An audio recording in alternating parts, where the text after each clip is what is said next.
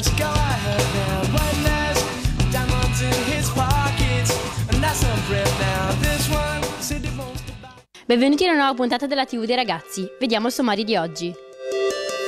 Incontriamo il gruppo I Modigliani. Abbiamo incontrato due ragazze del Social Day. Il libro della settimana. Ad Asolo a scoprire la mostra su Andy Warhol. Visitiamo il convento dei frati Cappuccini. Ciao ragazzi, siamo qui con un gruppo musicale bassanese che nell'ultimo periodo sta avendo un notevole successo, i Modigliani. Ciao Gloria, Andrea e Simone. Chi sono i Modigliani? I Modigliani sono un gruppo del Bassanese, appunto, come hai detto tu prima. Siamo 6 ragazzi di diverse età, partiamo da Gloria, che è la più giovane, che è ancora al liceo, fino allo zio Patu, il batterista, che arriva quasi ai 35 anni. Siamo un gruppo, ci piace definirci, diciamo, pop rock, con influenze molto british, perché piacciono ad Andrea gruppi come i Beatles e gli Oasis. E niente, facciamo musica sia originale che cover. Come si è formato il gruppo? Il gruppo si è formato dopo che avevo scritto queste canzoni e volevo suonarle davanti alla gente, e quindi ho deciso di contattare Gloria, Simone, Nicola, Steve e Michele, che sono gli altri ragazzi, per chiedergli se volevano entrare, formare un gruppo con me per suonare queste canzoni dal vivo, e gliele ho fatte sentire, a loro sono piaciute, e quindi abbiamo deciso di formare un gruppo insieme. Amedeo Modigliani è un grande pittore italiano. Come mai avete scelto il suo nome come nome del gruppo? Abbiamo deciso di utilizzare il nome Modigliani perché era il mio pittore preferito e quindi era una specie di omaggio nei suoi confronti. Le vostre canzoni sono in inglese. Perché?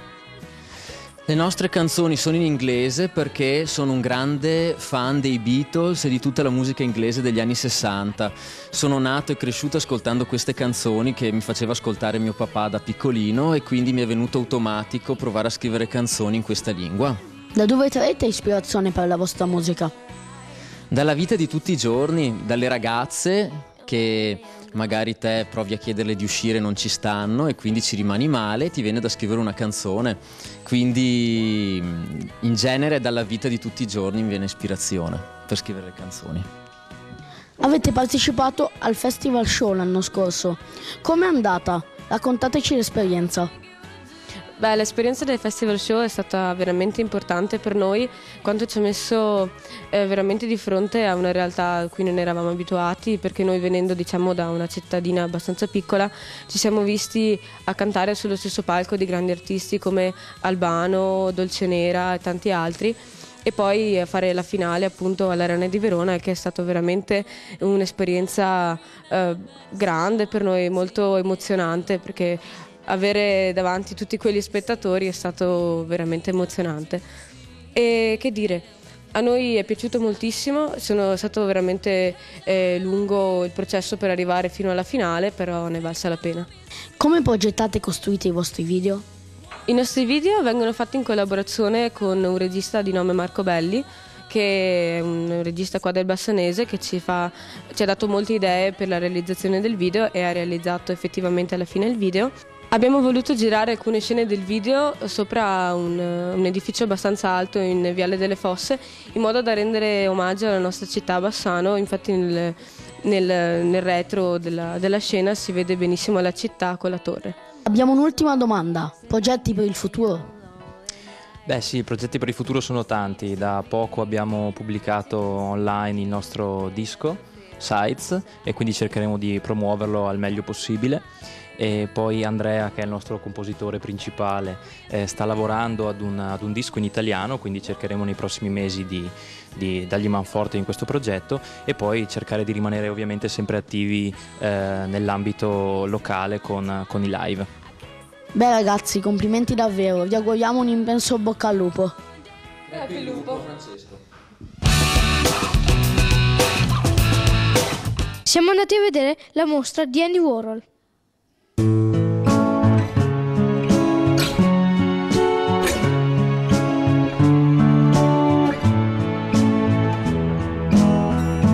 Ciao ragazzi, Oggi ci troviamo ad Asolo per scoprire alcune particolarità su Andy Warhol, figura predominante del movimento della pop art. Buongiorno Matteo. Buongiorno. Chi è Andy Warhol? Andy Warhol è stato il più grande artista pop art della storia, un artista che è riuscito ad interpretare la società nella quale viveva e diventare il punto d'incontro di tutti quegli artisti che poi noi oggi conosciamo essere i grandi miti sia della musica, sia del cinema, sia della letteratura. È stato un artista che ha rivoluzionato completamente il modo di fare arte, diventando proprio il massimo interprete di una società dei consumi, dei brand, dei marchi che oggi consumiamo e conosciamo. Perché questa mostra su Andy Warhol? Diciamo che l'obiettivo principale è stato quello di rendere omaggio alla sua figura di grande rivoluzionario, anche perché quest'anno cade il 30° anniversario della sua morte. Che cosa si intende per la tecnica Blotted Line? Allora, la tecnica del Blotted Line non è stata un'invenzione che lui ha fatto, è stata una necessità data dal concetto di ricalcare, ricopiare un soggetto su carta assorbente con l'inchiostro. All'inizio è stato dovuto a una necessità per ricreare il dollaro, una valuta che non fosse la valuta per poterla firmare. Poi il suo obiettivo, attraverso questa tecnica, è stato quello di diventare egli stesso una macchina fotocopiatrice, tanto quanto una macchina industriale che crea milioni di barattoli della zuppa Campbell. Che opere esponete?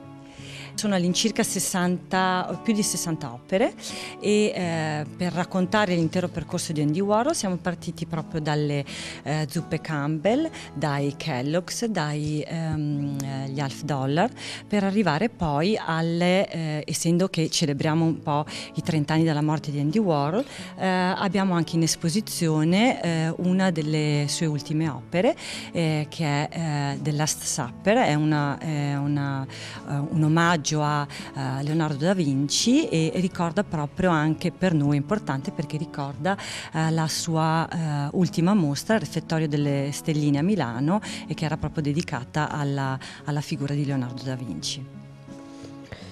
Quali sono le caratteristiche principali delle opere di Warhol? Allora, una cosa che a noi è interessato molto in questa mostra è stato proprio quello di indagare la serialità nelle opere di Andy Warhol, e in questo caso, se voi la osservate molto bene, abbiamo portato molte Marilyn, molti Half Dollar, molte Campbell's, la Coca-Cola, proprio per far capire che Andy Warhol sceglieva un'immagine che a lui piaceva moltissimo. Poteva essere ad esempio l'immagine di Marilyn Monroe rifatta più e più volte, modificata più e più volte, però nei colori, manteneva comunque sempre la stessa immagine, oppure qualsiasi immagine che a lui piaceva particolarmente veniva poi ripresa, per cui la serialità è in assoluto la parte più interessante. Ciao a tutti, oggi sono venute a trovarci nel nostro studio Giada e Anna, due ragazze del liceo classico Brocchi che svolgono un'attività di volontariato molto particolare, il Social Day. Ciao ragazze, ci raccontate un po' cos'è il Social Day e quali sono i suoi scopi? Il Social Day è un progetto che si svolge nella città di Bassano e nei dintorni, che consente a noi ragazzi, invece di andare a scuola, un giorno di trovarci un lavoro e di andare a lavorare per poi guadagnare dei soldi che verranno donati a diverse associazioni. Quando è nato? Nel giugno del 2006, quando dei ragazzi bassanesi hanno scoperto un'attività simile al Social Day di origine tedesca, e dalla rielaborazione di questa attività è nato il Social Day, mentre nel 2009 si è espanso anche oltre la cittadina di Bassano. È un'attività che facciamo qua a Bassano oppure è in tutta Italia? Allora, è un'attività che si svolge sì qui a Bassano, ma anche nella province d'intorno come Vicenza, Padova, ma è anche un'attività nazionale. Infatti c'è un'altra associazione chiamata SEM che comprende il Social Day che noi abbiamo qui a Bassano. Quando sarà il prossimo Social Day? L'8 aprile. Possono partecipare tutti, singoli o gruppi, oppure bisogna fare dei corsi formativi? possono partecipare tutti. L'attività richiede doti particolari? No, non richiede doti particolari, basta avere molta voglia di fare. Come mai avete scoperto questa attività? Io ho partecipato al Social Day l'anno scorso e negli anni precedenti e ho trovato un'attività molto interessante e infatti quest'anno ho deciso di mettermi io in prima persona e di partecipare e organizzarlo. Io invece ho scoperto le Social Day solamente l'anno scorso e avrei voluto parteciparvi ma non ho potuto. Quindi quest'anno, quando un nostro professore ci ha proposto di poter partecipare in prima persona a questa attività, ho deciso di mettermi in gioco. Ringraziamo Anna e Giada per averci spiegato questa attività. Buon lavoro! Ciao, mi chiamo Sofia e il libro che vi voglio presentare è Mentre tutti dormono. L'autrice è Astrid Lindgren e la casa editrice è Il gioco di leggere. In una notte fredda d'inverno tutti dormono nella vecchia fattoria, tutti tranne il Tomte, un vecchissimo e piccolo gnomo guardiano. Ogni notte il Tomte va da degli animali, prima dalle mucche che sognano di pascolare nei prati, poi dal cavallo Bruno che pensa all'estate scorsa quando trotterellava nei campi. E poi va nell'ovile dove le pecore dormono tranquille e va dagli altri animali dopo. Infine va dagli umani dove dormono tranquilli nelle loro case al caldo. Ma se volete vedere come va a finire il libro dovete leggerlo. Siamo andati a curiosare nel convento dei frati Cappuccini. Ciao ragazzi, oggi vi faremo visitare il convento dei frati Cappuccini di Bassano del Grappa. Entriamo a vedere.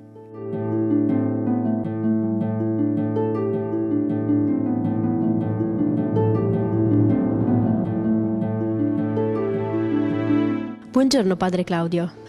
Quanto è antico questo convento? Questo convento è antico, risale al 1480. Non è stato fatto dai frati, ma dalle monache agostiniane.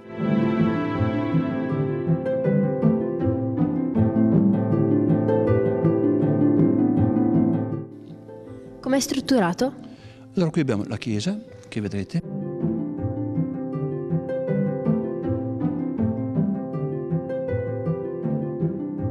È il convento vero e proprio e l'infermeria. Poi abbiamo un'ala, che adesso è dismessa, del noviziato, che è rimasto sede del noviziato dal 1860 circa fino a 30 anni fa. Come si struttura la vita all'interno? Qui dobbiamo fare una domanda un po' più articolata. Qui abbiamo 15 frati, di cui il sottoscritto è il più giovane e quindi essendo il più giovane fa un sacco di cose, non perché è più bravo degli altri ma perché tocca farle. Quindi abbiamo la vita del convento, che vuol dire celebrazioni, confessioni, la vita di studio, ricreativa anche tra di noi, e poi abbiamo l'infermeria e anche poi la parte che riguarda le opere caritative, quindi assistenza ai poveri, vestire gli indigenti eccetera, queste attività. Un frate può avere degli hobby? Sì. Quali?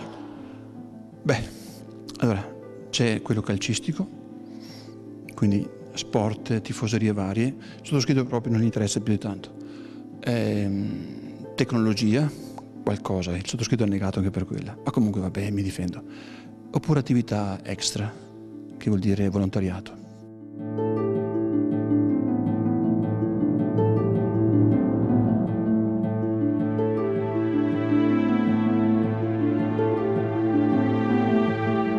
È vero che nelle preghiere comunitarie utilizzate i canti gregoriani?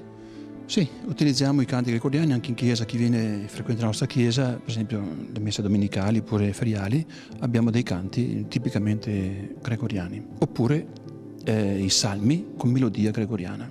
Sappiamo che gestite una mensa per i bisognosi. Come funziona? Allora, la mensa dei bisognosi funziona così. Abbiamo mediamente una trentina di poveri tutti i giorni.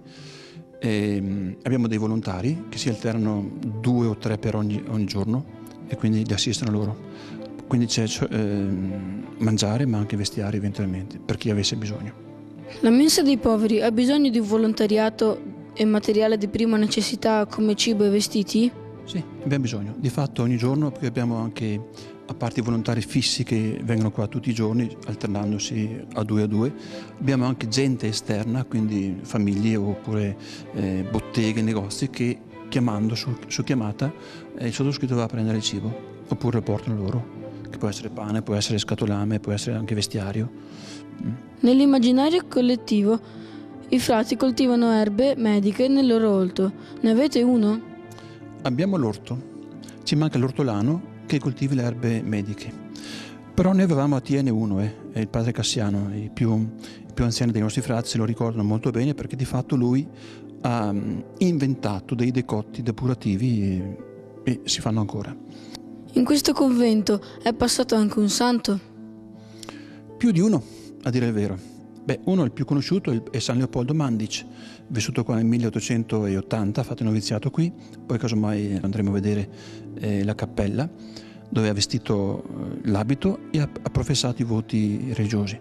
E poi, dopo di lui, è passato un altro frate, che adesso è beato già da 20 anni, è Andrea Giacinto Longhi, vescovo di Treviso, vescovo durante la prima guerra mondiale. È stato quel frate, dico apposta di lui perché pochi ricordano questo fatto, dopo Caporetto, quindi 1718, ha esortato le famiglie della sua diocesi a conservare del grano per piantarlo e seminare, altrimenti sarebbe stata una carestia veramente spaventosa. Chi lo ha ascoltato ha avuto grano e pane per mangiare, se no tanti altri hanno avuto difficoltà a tirare avanti.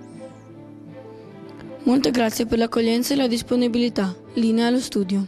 Anche per oggi è tutto. Ci vediamo domenica prossima alle 14:30, sempre qui su Rete Veneta. Se avete idee o curiosità, scriveteci alle mail che vedete in sovraimpressione. Le puntate si possono rivedere sul sito di Rete Veneta, seguiteci anche su Facebook. Ciao!